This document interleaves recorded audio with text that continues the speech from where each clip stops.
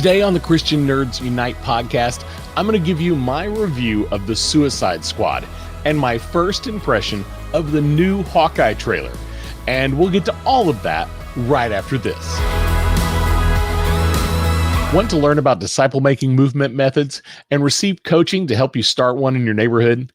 The Philosophy and Strategy of Disciple-Making Movements class teaches biblical and philosophical basis of disciple-making methods while revealing the strategies that are unique to DMM and Discovery Bible Study. Understand the specifics of what it takes to be part of a movement of God where you live.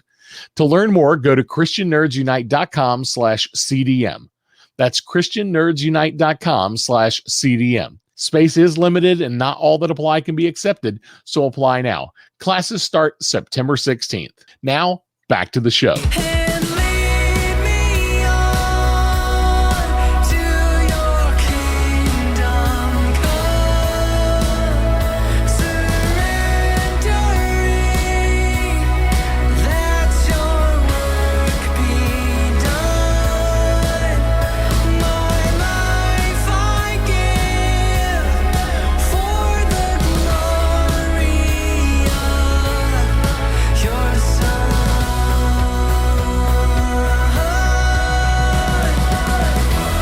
This week, we kind of have a little 2-for-1, DC and Marvel. I want to give you my review of the Suicide Squad that I promised a couple of weeks ago. And I also wanted to talk to you about the trailer for Marvel's Disney Plus show, Hawkeye, that just dropped this week. Actually, as of this recording, it just dropped this morning. So I definitely wanted to talk about it because I'm super excited about it. But before we get to that, I do want to look at just a bit of scripture. Let's look at 1 Peter 3, 8 through 12. Finally, all of you be like-minded, be sympathetic, love one another, be compassionate and humble. Do not repay evil with evil or insult with insult. On the contrary, repay evil with blessing. Because to this you were called, so that you may inherit a blessing. For whoever would love his life to see good days must keep their tongue from evil and their lips from deceitful speech. They must turn from evil and do good. They must seek peace and pursue it.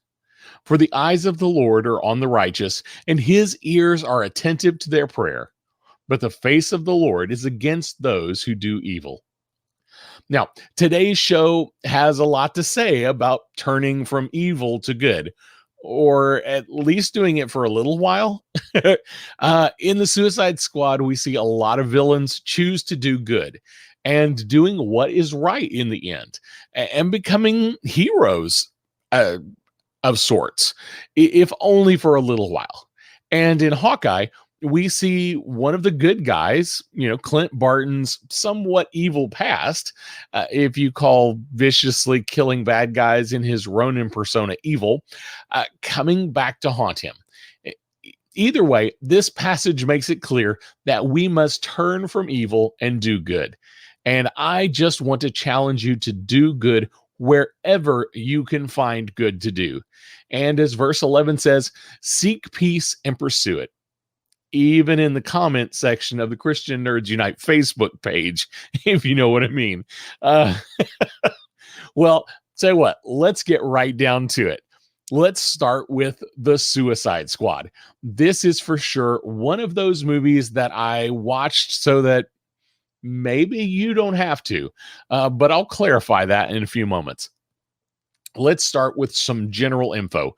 The movie is rated R, so be aware. Now, R can mean lots of things, so I want to give you the rundown of why Suicide Squad in particular is R-rated. It does have several F-bombs, lots of language. That right there, just the F-bombs, will put any movie into an R rating. Generally, the rating systems say if you say the F-bomb more than once, you are an R-rated movie. There is tons of over-the-top cartoonish violence.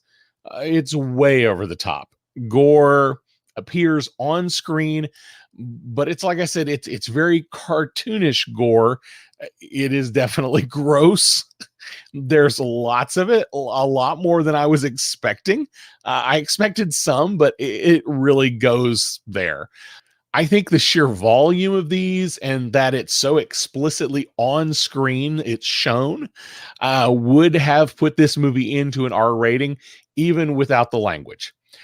There are lots of jokes around sex or vulgar sexual gestures and sexual activity that's off screen. So those things could have pushed it into an R as well. There are 2 or 3 shots of momentary nudity. They're fast, and there's nothing that's significant happening in those shots. If they were removed, it honestly would not change the movie at all. Another reason this movie is rated R. You know, personally, I don't think it ever needed to be there. This movie would have been R without those shots, but just so that you know, they are there. They are really, really quick. And in fact, there was one I didn't actually notice because I wasn't paying attention. I blinked and I missed it. And then going back, I saw it that time and I was like, oh, I totally missed that the first time because other people had mentioned it. And I'm like, I don't remember seeing this. So they are really quick, but they are there. Be aware. So some movies could be cut down to PG. I'm not sure this movie ever could be cut down to PG, if for no other reason than the gore that is on screen, because a lot of it happens during significant moments in the movie. So I'm doubtful this movie could ever truly be cut down to a PG-13.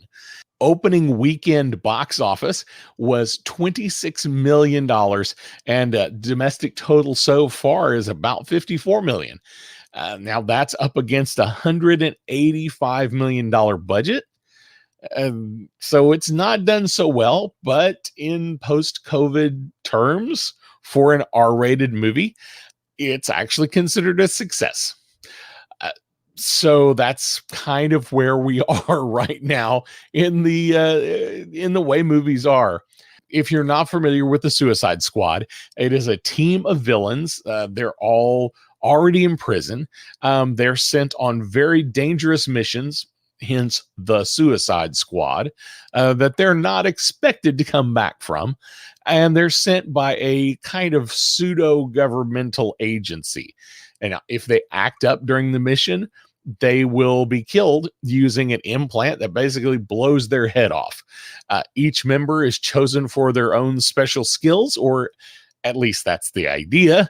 Amanda Waller puts the team together and sends them on the missions. She generally has some kind of blackmail or some hold over the ones she's chosen. You know, there's something she has over their heads. Something generally goes wrong, and there's often an ulterior motive for the mission that the team wasn't even aware of. And in this particular instance, we actually find that there were 2 teams sent in, and one team didn't even know that the other team was going to be there.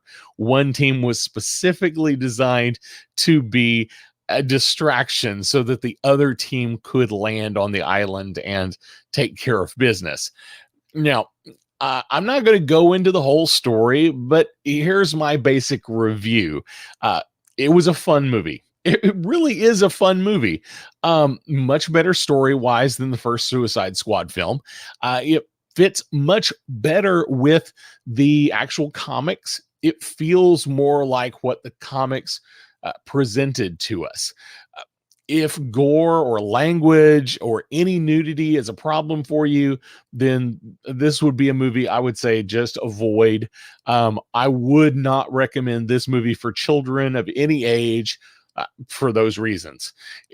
If you can get past those items, or those items aren't a big concern for you, then like I said, it is a fun story. The characters are interesting. The acting is really, really good. I'm not a fan of John Cena. And John Cena is really trying to make a name for himself right now. He is in lots of movies this year. And as an actor, I'm not super fond of him. He was a good wrestler. That was kind of, fun watching him wrestle.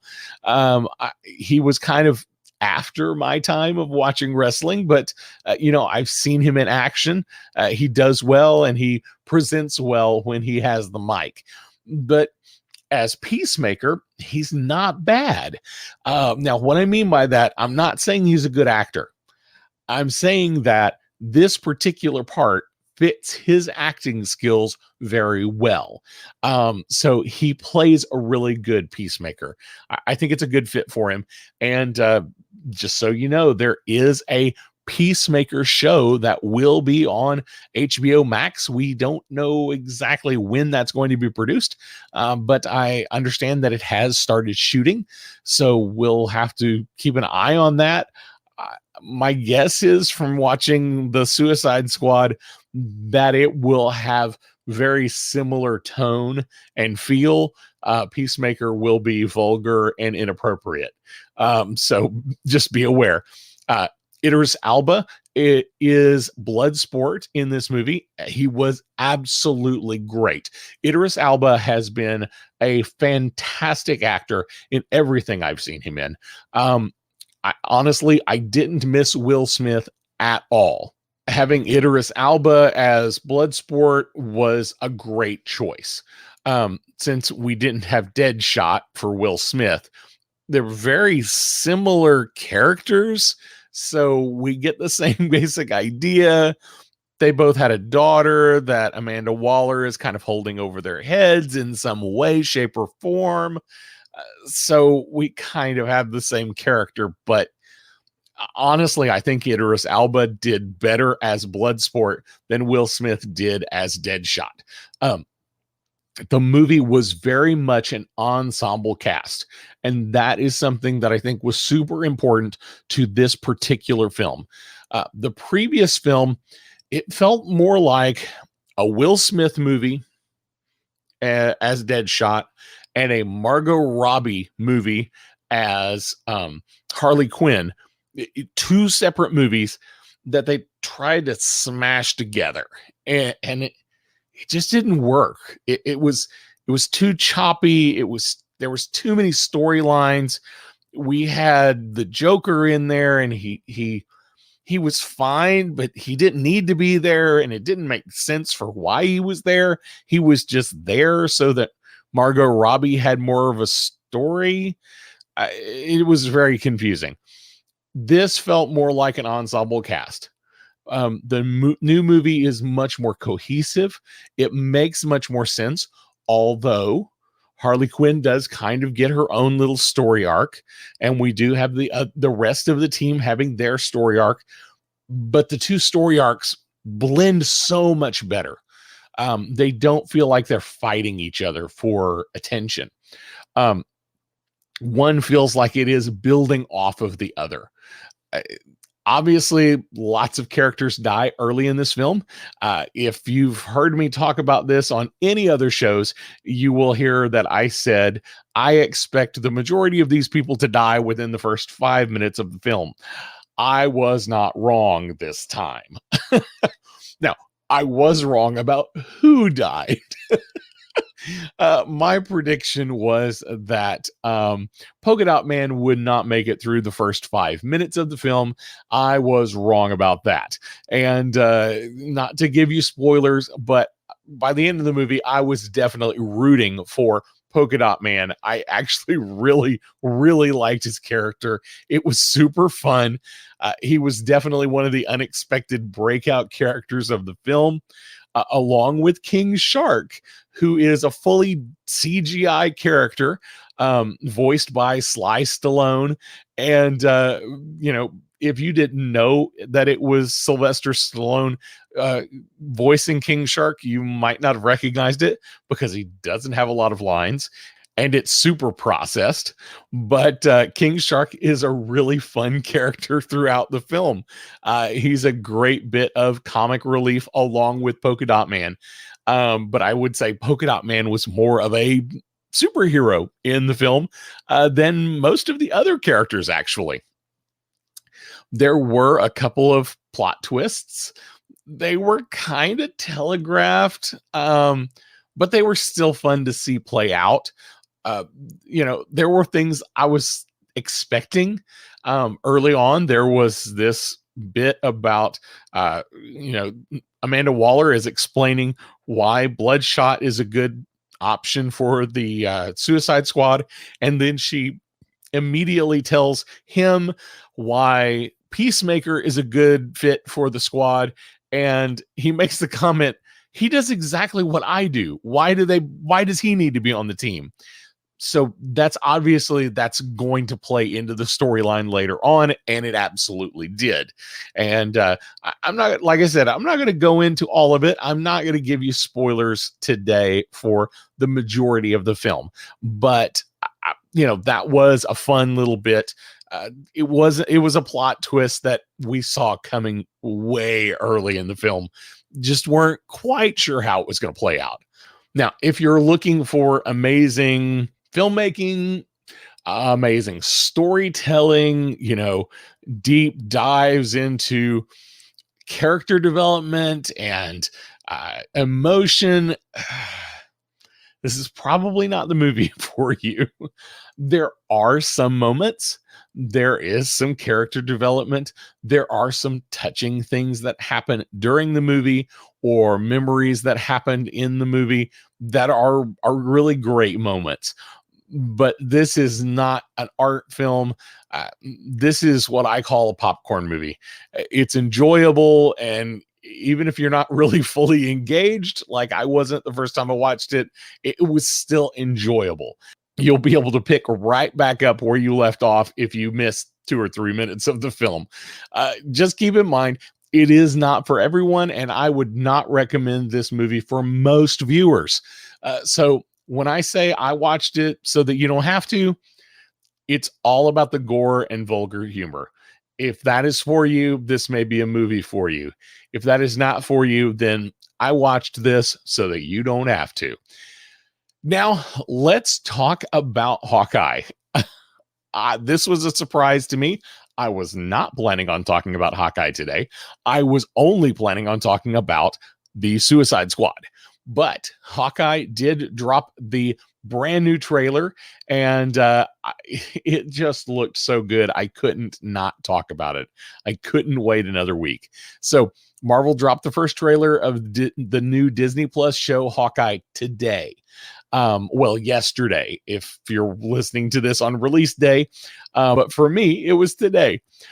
We have a release date for the show. It's going to be November 24th. So this will be a Marvel Wednesday release, much like What If and Loki. So that with that in mind, I would expect Book of Boba Fett to be a Friday release like the Bad Batch was. And we are expecting the Book of Boba Fett to release sometime in December. So I would expect these to overlap in some way. Looks like there's going to be 8 episodes. So with a November 24th release, we will see this roll over into 2022. We get to see Jeremy Renner's Clint Barton, Hawkeye, reprise his role. And we get a brand new actor. Hallie Steinfeld is going to come in as Kate Bishop, the new Hawkeye. If you're not familiar with Kate Bishop as Hawkeye, there is a Marvel comic series. It is worth a read. That it's just called Hawkeye, and the art style is a little different, but it looks great. The storytelling is amazing. It's, like I said, it's definitely worth a read, and it goes into the Kate Bishop story, who she is, where she came from, and that all plays into some interesting things. She is definitely tied up with some organized crime organizations. In this film, it looks like possibly her mother is part of that crime organization in some way, shape, or form. It's a little unclear from the trailer, but we think that's where it's going. So Kate Bishop arrives, so we have another young Avenger coming to the screen finally. IMDb also says that Florence Pugh's Yelena Belova will be in the show. So, that was kind of hinted at in the end credit scene of Black Widow. So this is not super surprising, but we don't see her in the trailer, and it's unclear where she's going to show up in the show. Is she just going to be in the first episode? Is she going to show up in the last episode? Is she going to be the big bad guy for this show? I don't think so, but she is listed on IMDb. Expect her to show up at least to do some kind of cameo. IMDb also says that we will have a character named Jack who is called the Swordsman in the comics. And this person in the comics was a circus star, and he actually helped train Hawkeye. So that's kind of an interesting thing. We're not quite sure how that's going to play into this particular series. Maybe flashbacks, not sure. And at least two characters that we know have some kind of ties to the Kingpin in the comics. So will we see Vincent D'Onofrio's Kingpin from the Netflix Daredevil series show up? We can hope. I really hope so. That has been a rumor for a while, and I think the inclusion of these two characters is probably why it has been a rumor. I really hope he does show up. I'm not convinced, but with organized crime being a big part of Kate Bishop's background and her backstory, it wouldn't be a stretch to bring Kingpin in as the head of this crime syndicate, whatever that looks like. Now, let's kind of get into the trailer. Hawkeye is going to be a Christmas series. So for those of you who are Die Hard fans and that Die Hard is a Christmas movie, then this is also a Christmas series. We hear, Christmas music in the background. It's the most wonderful time of the year. And Clint Barton actually says the line, "I'll be home for Christmas." So this is just prior to Christmas. And kind of the whole goal of the series is for him to accomplish whatever it is he needs to accomplish so he can get home to his family. But right now, it's set in New York. It's all happening in New York. And we see him leaving the Rogers the Musical, a Captain America musical. And we see him and his kids leaving the theater. We even get to see a small clip of the show later on in the trailer. And we'll get to that here in a few minutes. I'm sorry, makes me laugh every time I think about it. So we get a glimpse of a new masked vigilante in town, and there is some speculation that this is the return of the Ronin persona that was active during the blip. This was the persona that Barton took on during the blip, and he killed a lot of organized crime bosses, just slaughtered lots and lots of people. And there's a spot in Endgame where Natasha's like, I don't even want to go find him because of what he's doing. So that goes back to my comment earlier. Is that evil? Is it evil to slaughter bad guys? That's something for the philosophers to decide. But that activity definitely is going to come back to haunt him in this show. Now, the voiceover says he is making up for lost time, and that's why he's hanging out with his kids. So this is definitely post-Endgame, like all the other Disney Plus shows so far. It's a little unclear how long post-blip it has been. We can see something in Barton's ears. Now, this is kind of interesting. Very likely we will get some info on his hearing loss. Now, if you go, well, I didn't know he had hearing loss. This has been addressed in the comics a couple of different ways, but this appears to be at the very beginning of the series before anything exciting really happens at all, and he already has the hearing aids in. So expect this to be a part of the show in some way, shape, or form. Um, in that scene, he looks like his family is being taken into protective custody. So, I've heard some people say, well, those are more like the earpieces that the Avengers wore. I don't think that's where this is going. I really do think this is going to be a hearing loss issue. Another hint here is that the Hawkeye logo could also be inferring this. If you see the logo, you see the circles radiating out from the title. Now that could represent a target, but in the trailer, every time you see these circles, they actually are spreading outward, much like sound waves moving.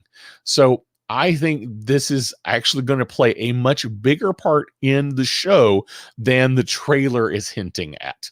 We shall see exactly how that plays out, but I think that is where we're going. We do finally see Kate Bishop in action after all this. She says some people say that she's the best archer in the world. And then we hear Barton say, "Are you one of those people?" So I don't know. We've seen this before where Marvel plays around and pulls lines from one place and puts them in another place. I don't know that that's actually where this conversation came from. I think maybe Marvel just forced that in there. It's fun, but I don't think so. But the fact that she does say that some people say she's the best archer in the world, she definitely is proud of her abilities, if nothing else. And then we see lots of action. We see Barton's amazing reflexes in action. We see Barton in some bad situations and taking a beating and recovering. And, at one point we actually see him captured and Kate trying to save him, but not being very successful. Then we see some random non-action scenes. We see a dog dressed up for Christmas. We actually get a clip of the Rogers musical. I love it. We can see dancers as Steve and Thor and Loki and Iron Man and Natasha and Clint Barton himself, and the worst Hulk costume I have ever seen. We see some random New Yorkers and a few Chitauri soldiers. So it looks like it's supposed to be Battle of New York from the first Avengers movie. It's super meta. I actually hope we get to see more of it in the show. I don't know why I want to see this. I just think it's hysterical. This really makes me think of the play that happens in Thor Ragnarok. I really want to see more of it. Then we see something that looks suspiciously like a medieval arts fair or a medieval LARP. It's a little unclear. If you're not familiar with what a LARP is, that's a live action role play. And maybe this is where the swordsman comes in. I could definitely see that fitting. We mentioned him earlier. I don't know exactly where he's going to show up in the show, so this kind of makes sense. Could be a flashback, or there could be a medieval arts fair happening in New York in the park. I think this will be a flashback. We also get to see Barton and Bishop show off their archery skills. And, this is some fun that they have. Then in some sillier moment, we see Kate Bishop blow up a moving van with the words "Trust a Bro Moving Company" on the side.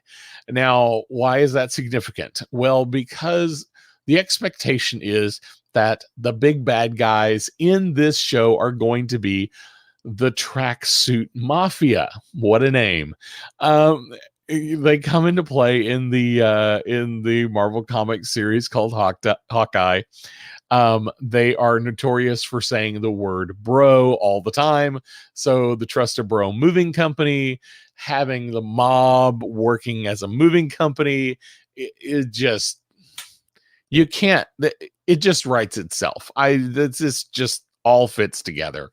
I have a little bit of trouble with the Kingpin running a company called the Trust a Bro Moving Company, but maybe the Tracksuit Mafia will just be the start of the bad things that happen. As I've already said, at least 2 actors are cast to play characters that are associated with the Kingpin. He's a big New York mob boss in the Marvel Comics. So hopefully we get to see him as well. Lots of Marvel humor sprinkled in throughout the trailer, so expect that in the show as well. The action sequences look great. The cinematography looks great. It's really spot on. A few effects that we see in the trailer are very well done.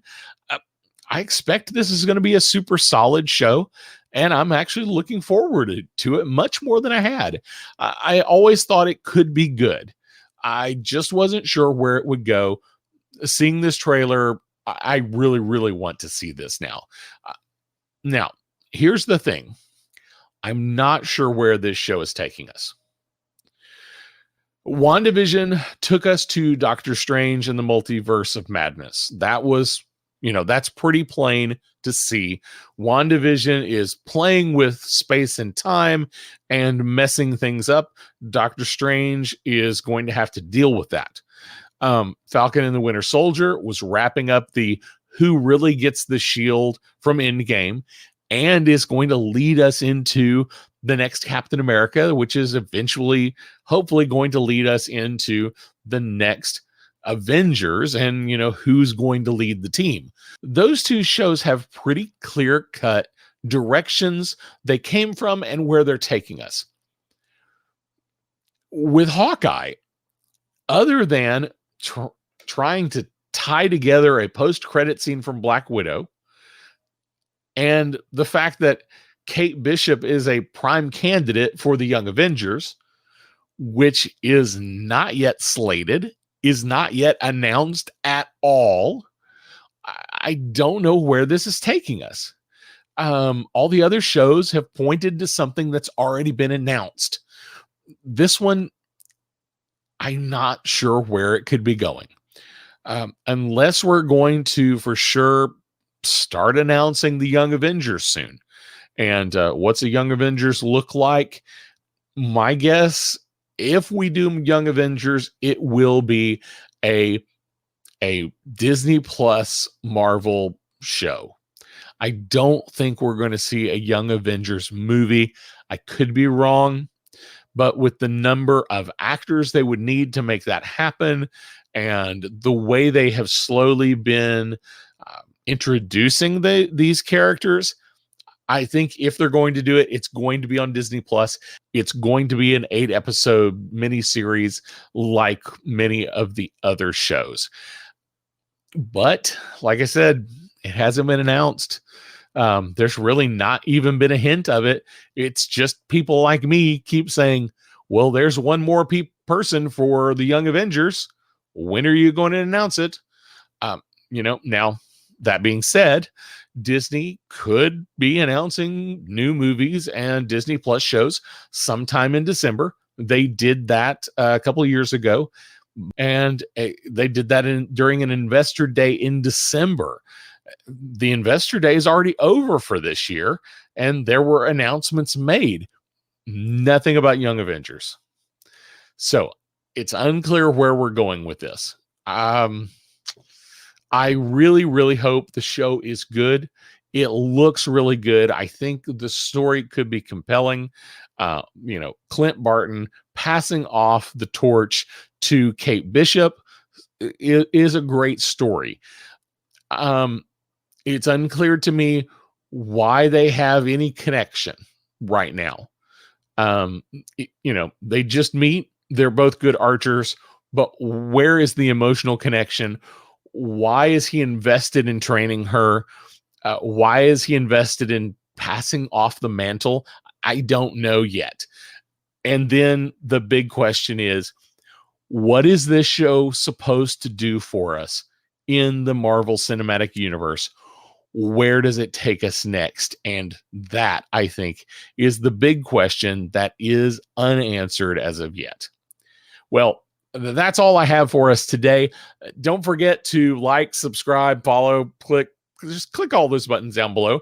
And if you can, give us a review. Reviews help us, better how we're doing, and as well helps other people find the show. You can find all of our social links and our online store and links to our YouTube channel at christiannerdsunite.com. And while you're there, click on the support tab to check out our Patreon. We would love to have your support. And shout out to Joe and Jared, our current Patreons. We really appreciate your support. Well, before I go, I do want to leave you with this. As I said earlier, I want to challenge you to do good everywhere you can do good, and leave you with this blessing. Loving God, we thank you for hearing our prayers, feeding us with your word, and encouraging us in our meeting together. Take us and use us to love and serve you and all people. In the power of your Spirit, and in the name of your Son, Jesus Christ, our Lord. Amen.